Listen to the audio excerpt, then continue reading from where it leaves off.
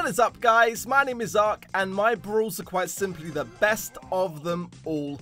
Welcome if you're new, welcome back if you're not, and without further ado, let's get straight into some sneak peeks, baby. And today we are taking a look at Heist 2.0, the new reworked version of Heist coming in the May update of Brawl Stars. And I can tell you guys that it is so good. It is exactly what Heist needed to be back into the running in terms of the more competitive game modes in the game. And I'm really excited to see what this is now going to do in terms of future games in the competitive scene for Brawl Stars, guys. I think that it will stand a really good chance of making its way into the more competitive scene now, because it's just so much more balanced. That was my initial impressions when I played it for the first time.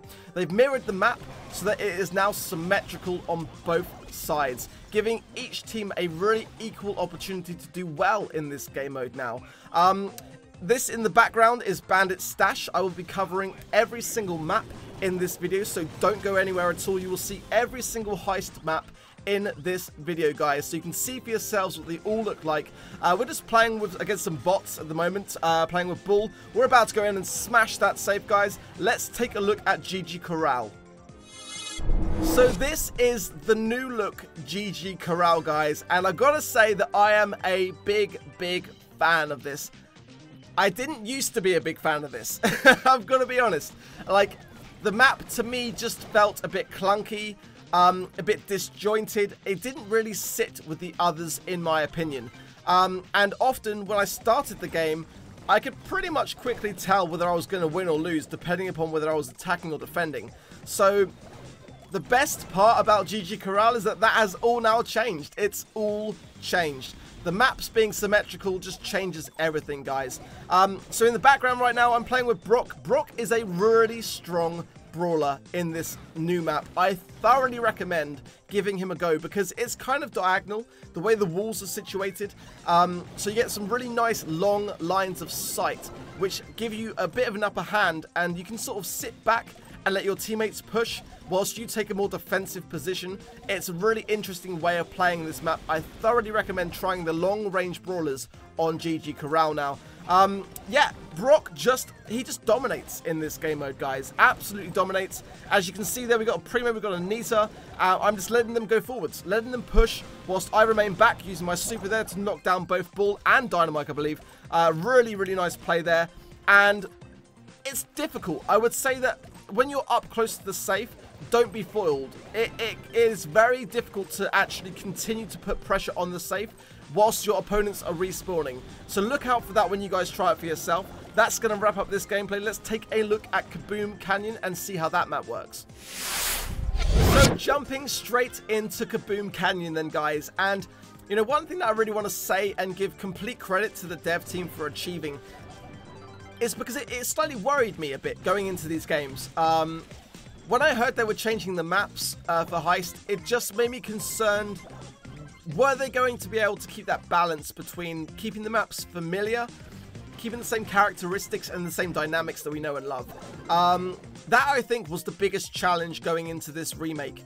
Were they going to be able to keep everything as familiar as we loved, whilst kind of eradicating the things that we didn't like about the game mode? And they absolutely smashed it, guys. The devs have absolutely smashed this game mode. Every map felt familiar. It felt like I'd already played it. It's just that your brain is working in a very different way now in Heist. You've got to be much more concerned about your positioning on the map, whether you're attacking or defending, or, you know, retreating, your health. Everything plays such a more significant role now in Heist. And, you know, when you're playing the game, all those sort of things are all happening at once, and you've got to make quick decisions about what you're going to do. Even when you're on the safe, you know, you're thinking to yourself, should I be attacking the safe or should I be attacking the opponents? Because every hit counts on the safe now. If the safes are not destroyed on both sides, then it comes down to the team that has the most damage on the safe.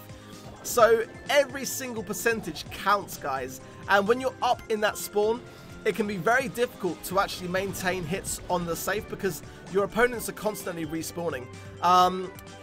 And getting the balance between those two things, I think, is the key now in Heist. You know, being able to differentiate between, should I be attacking my opponents or defending, or attacking the safe or retreating? It's an absolute mind maze, guys. It really is.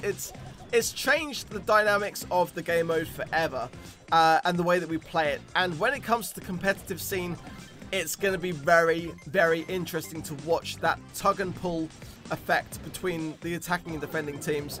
But this gameplay is wrapping up now. We've got 15 seconds left. We're about to smash the safe here.